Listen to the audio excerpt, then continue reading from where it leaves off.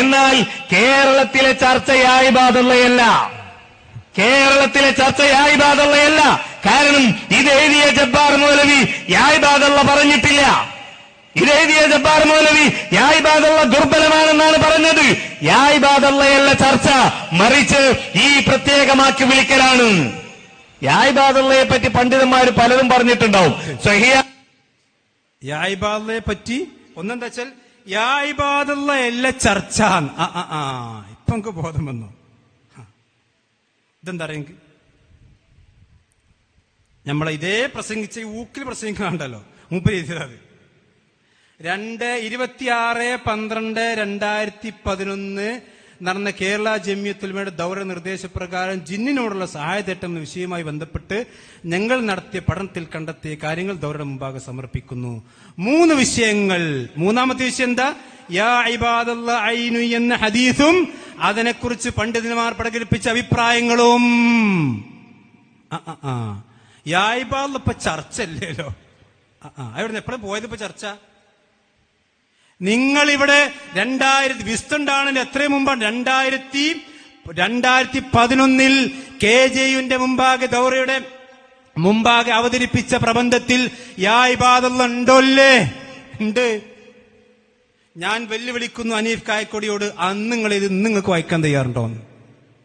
എന്താ നിങ്ങൾ യാ ഇബാദലിനെ പറ്റിയത്? ഇത് ഇതാ കേട്ടോളൂ. യാ ഇബാദ് എന്ന ഹദീസിന്റെ സനദിനെ കുറിച്ചുള്ള ദീർഘമായ ചർച്ചയ്ക്കൂടെ മുതിരുന്നില്ല.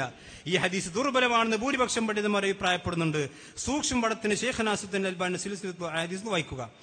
ഈ ശരിക്ക് കേട്ടോളിട്ടോ, ഇതിലൊക്കെ പെട്ടുപോയ കേന്നന്മാര് ശരിക്ക് ശ്രദ്ധിച്ചോളൂ. ഈ നേതാക്കന്മാരെ ഒച്ചയും വെല്ലുവിളിയും കണ്ടിട്ട് തെറ്റിദ്ധരിക്കണ്ട. ഇതൊക്കെ പച്ച നുണ പറയാണ്. നീ കേട്ടോളൂ. ഈ ഹദീസ് സ്വീകാര്യമാണെങ്കിൽ പോലും അള്ളാഹു അല്ലാത്തവരുള്ള പ്രാർത്ഥനയ്ക്ക് ഇത് തെളിവല്ല എന്ന് പണ്ഡിതന്മാർ വിശദീകരിക്കുകയും അതിനുള്ള ന്യായങ്ങളും തെളിവുകളും സമർപ്പിക്കുകയും ചെയ്തിട്ടുണ്ട്. ഞാൻ ചോദിക്കുന്നു കായക്കൊടിയോട്, ആ പണ്ഡിതന്മാരെ പേരൊന്ന് പറയാമോ? അതേതായാലും ഫൈസൽ മൗലവി അല്ലല്ലോ, പിന്നെ PN പറപ്പൂരല്ലല്ലോ, നമ്മളാരും അല്ലല്ലോ. ഇത് 2011 വിസ്തല്യല്ലെന്ന്.